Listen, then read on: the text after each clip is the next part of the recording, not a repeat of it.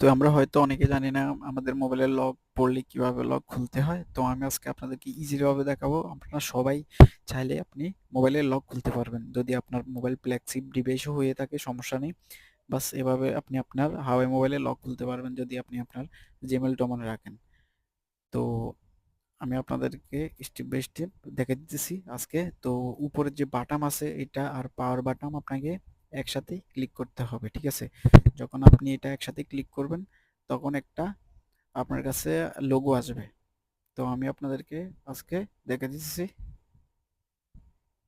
তো আমি এখন এটা ক্লিক করে ধরে রাখলাম, ঠিক আছে? তো এইভাবে আপনিও সেম আমার মতো এরকম ক্লিক করবেন। তো আপনার পাওয়ার বাটন যেটা এটা ছেড়ে দিবেন, ঠিক আছে?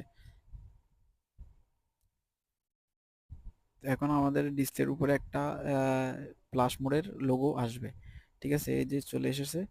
তো আপনি এ পাওয়ার বাটন আপ বাটন আর ডাউন বাটন দিয়ে এগুলো নিচে নামাতে পারবেন, উঠাতে পারবেন, আর পাওয়ার বাটন দিয়ে এগুলো অপশন ওকে করতে পারবেন, ঠিক আছে? তো এখানে যে উপরে যে লেখা একটা দেখতেছেন, তো এই লেখার মধ্যে আপনি লিখবেন ইয়েস, ঠিক আছে?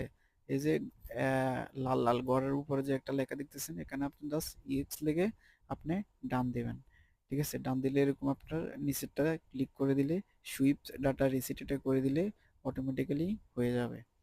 তো বন্ধুরা এভাবে আপনি আপনার মোবাইলে লক খুলতে পারবেন। যদি ভিডিওটি ভালো লাগে অবশ্যই একটা সাবস্ক্রাইব করে পাশে থাকবেন।